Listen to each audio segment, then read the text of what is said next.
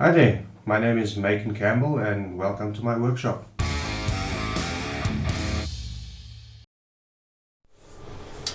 So, welcome to MC's Garage. So I haven't put a video up in a while and I thought I should just check in and let you guys know why. I've been pretty busy. I used to have a day job, which I quit. My last day was 2 weeks ago, and since then I've been in the shop trying to get my shop ready so that I can start trading 1st of August, I suppose.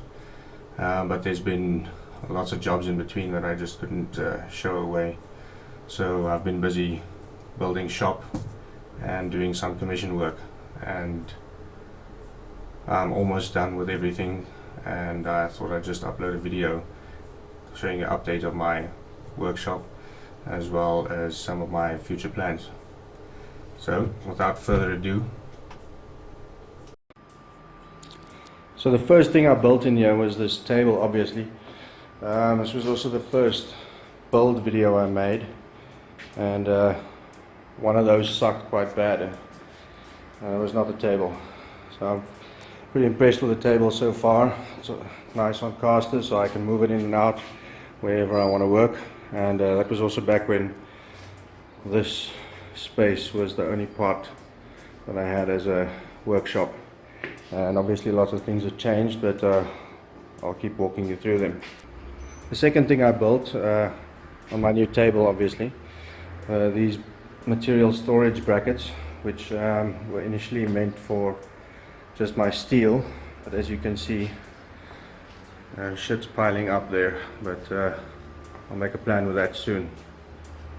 All my main material is pretty much stored outside at the moment, but we'll get to that in a second. Sorry, I was just walking to the table. These brackets, in fact, were also the first thing that I made with my new MIG welder, as you can see here. This is a fairly cheap model, cheapest one I could find.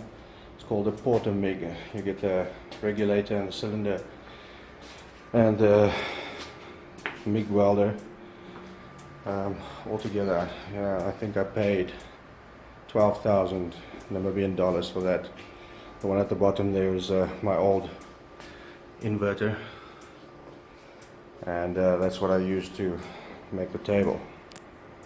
So the next thing I did was I had to start thinking about storage, and these cubbies I designed in Coral Draw, and I cut them out on the laser at my previous job. I can say that now. And I actually have a Thingiverse profile where you can download this design for free if you want to use them. Next, I needed a place to start hanging my tools, as they were all lying around the shop and I could never find anything. So I built this tool board. This was actually inspired by something that John Heiss made on his channel, Build It, I think. It has these slats that were supposed to move in and out. I have rabbits that run inside here, and my tolerances weren't that good, and I did this with a trim router, so I kind of struggled. And then eventually I just decided to start turning screws into everything and start hanging the tools up.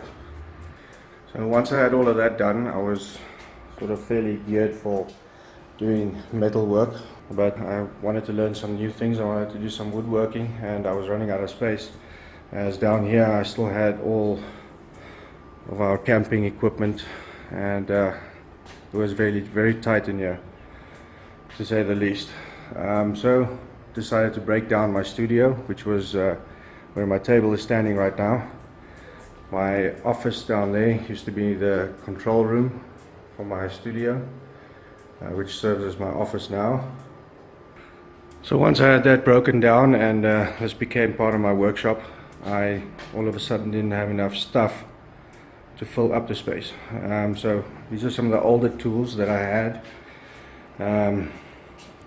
This is just a small 13mm drill press, tiny little drill vise there, and I also had this abrasive chop saw, only for steel, obviously.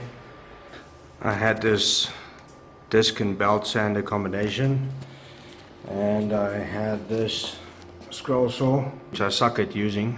As you see, it doesn't have a shoe that can hold your material down. And when I bought this, I didn't even know that you needed something like that. I thought you just had to muscle the piece down all the time. Obviously that wasn't the case, so I might still fabricate something that can go on there. Obviously I had a couple of grinders, drills, a shop vac I think I had. It's just also Ryobi.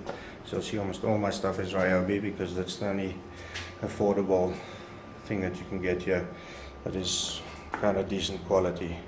Then I decided I needed some woodworking tools and started out with a circular saw and random orbital sander, a nice decent jigsaw back there. That's the newer one, both Ryobi, but the one is older and kind of sucks. And later on I got this what is this? Yeah, it's a belt sander. Thought it might be a planer, which I also think I have. I just can't seem to find it. Might still be in a box somewhere because I haven't used any of those. And the next thing I got was this table saw. This was definitely also the cheapest thing I could find, Ryobi. This is also one of the build videos I made. The first part being the top and the fence that I made, which has actually gotten the most views I've ever gotten on YouTube. I think I'm at 10,000 views on that, which is fairly surprising. Then I made this base for it, which I'm not too happy with. It's a bit narrow, so if I put too much weight on either end of it, it wants to tip over, which is never a good thing with a table saw. So this lathe I actually picked up from a friend of mine's boss. He wanted to get into lathing and he bought this and it was standing around for a long time and he never used it, so I picked it up for a bargain. And I've actually made a couple of things like a baseball bat, a couple of drumsticks, and I actually have a job now that I have to do. I'm making something called a kobotan or something. It's a weapon. This I actually got a couple of days ago. I haven't even used it. I just did a test cut. It seems decent. So the next thing that came into the shop was this, it's only a 60-watt laser cutter. I can cut like MDF, maybe plywood, leather, plastics, perspex. So anyone that has a laser will know that you need some sort of exhaust for the fumes and the smoke to, be sucked outside. And that's when I decided to build a system that was an exhaust doubling as a dust extraction system. These things I actually cut on the laser.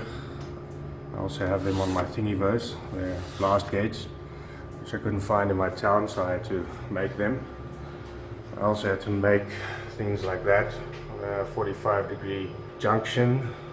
These I bought. I know they're 90 degrees and everyone says you must do 245s instead of a 90. But the bend on these was quite long, so I thought it shouldn't be too much of a problem. So I've got one point over there that's going to eventually go to my miter saw station that I'm going to build. And I have another one up here. So for the dust extraction, what I had to do out here is I made a chip separator. This is where my pipe comes from inside, goes out there. I actually had a bag on here, but I think this motor is too small. As soon as I put the bag on, I lose all suction inside. So this is where my larger materials went. This is actually a bunch of Rhodesian teak that I picked up from a buddy of mine for a good price. There's some of my larger sheets of MDF chipboard, longer pieces. I've got some pine up there that that's what I'm going to be using to build the wooden table inside. And this is a bunch of offcuts that came out of all our rooms upstairs, the kids and ours included, because we redid all the cupboards. And this is what I used to make this. This I'm pretty proud of. This is the first time I've ever done something like this, and I'm pretty pleased about how it came out. I made dados here in the corners so that I can remove shelves if I need to, store something longer in there, and got loads of packing space up there. This freed up so much space, and everything that is on here used to be in there, which now is my smaller offcut storage. Got some steel here, MDF chipboard, some pine, some of that teak out there. There's offcuts for the machine, for the laser machine, I mean.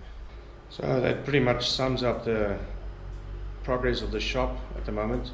Some things that I have coming is a bandsaw from South Africa, and a metal lathe, which is something that I also want to get into. And the other thing is another wood lathe. It's a smaller one, and it's made of cast iron, which I think is a little bit better than this one. I don't know what I'm going to do with it yet, but I'm just getting it because I have the opportunity now to get it. I have the cash to get it, so why not? So that is the current status of my workshop as of today. I'd love to make more videos for you guys in the future. Thank you to my 200 subscribers. I'm very happy about those. I've sort of grown from 12 to 200, 4 or 5 months, which is I think good. I haven't got the best videos, but they are definitely getting better. If you look at some of my previous videos, they weren't that good. If you can stick with me through the next 100 videos, I'm pretty sure it'll get better. So thank you again to all the people who have been watching, have been liking and commenting. It's very nice to know that there are people out there that are interested in what I'm doing. So, till next time, rock on.